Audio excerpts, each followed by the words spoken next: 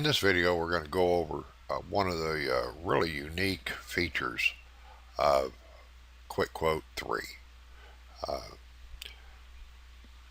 In this example here, we have in line item 1 the PC54 and line item 2 the PC61.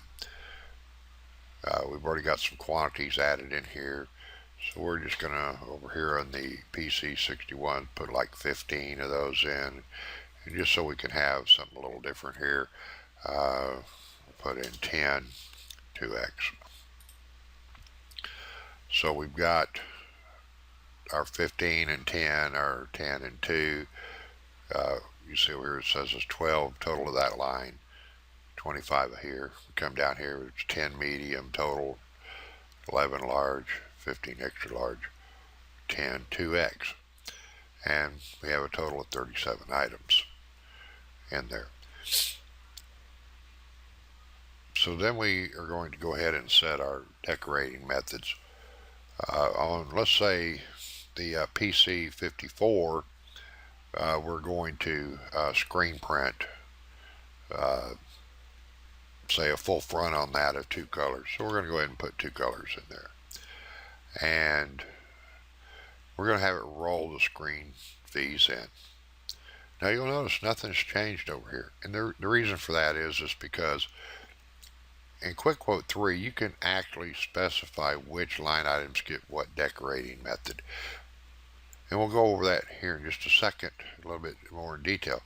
But you'll notice now that we have put screen printing in, our little indicator lights up here, the SP for screen printing has lit up and turned green. That is to remind you that you do have screen printing selected as one of the decoration methods by placing a quantity in here. If we were sitting over here on DTG, we wouldn't see that. So that's the reason that we have these indicator lights. Now on the item 2, we're going to embroider on that. And let's just say we're going to do a left chest of 6,500 stitches. There again, nothing's really changed except our embroidery light is lit up. Now here's the unique feature of Quick Quote 3. We can select which of these get which decorating method. So we said that our PC54, we're going to screen print that on there. So we come over here and just tick the screen print button. It has now added the screen printing fees to that line item, and has not affected this line item at all. And this line item, we're going to set the embroidery. So now we have the embroidery applying to this line. So in this particular example, we only have the screen printing applied to this line and the embroidery applied to this line. We could also do the same thing with direct to garment. So for example, here on our embroidery, we're going to embroider a left chest, but we're going to DTG a 12 by 12 area on the back. So we're going to go ahead and add DTG to that line too. And we've now rolled those feeds in. Our 3 indicator lights are lit up, indicating that we have screen printing, DTG, and embroidery. Now we have little boxes over here, and you'll see what those are for in just a second. Let's say that this line here, we decided we're not going to do an actual embroider on the front that we're going to count in stitches, but instead we're going to use the fixed fee. And a fixed fee or fixed price service is a service that you set just a standard price for in the embroidery, and that would be such as embroidered names, cap backs, cap left, and cap right. So if you're putting a URL address on the back of a cap or on the side of the cap, and you've got a flat fee for doing that, this is where you come into here. So we're going to go back to our line item 2, and we've taken the embroidery out. We've done that out. Our embroidery indicator light has gone off. We've dropped the embroidery charges out of there, and the only thing we have left is the direct garment on the back. But we're going to go ahead and and apply embroidered name charges to it. So that's a fixed. All we have to do is click it in here, tick it in here. We do not need to go over here. We said line item 2 gets embroidered names. Now our EMB has lit back up, indicating that, and our fees have been rolled into that. The fees are set over in the matrix, so we can take those back out, put them back in, and since we don't have anything down here in the actual stitch count, clicking the embroidery over here doesn't do anything. So we have two areas on the embroidery, one for fixed services, one for actual embroidery counts. We can continue that all the way down through here, and we can mix, match, select, whatever else. So we're going to come on this line, we're going to do the PC 61, and let's say in this one we're going to be darks. We're going to go ahead and just put a color in here. We'll just say that this is pale blue, and well, I got to add it up here. Let's just say I'm going to do ash, and then here we're going to say that these are black.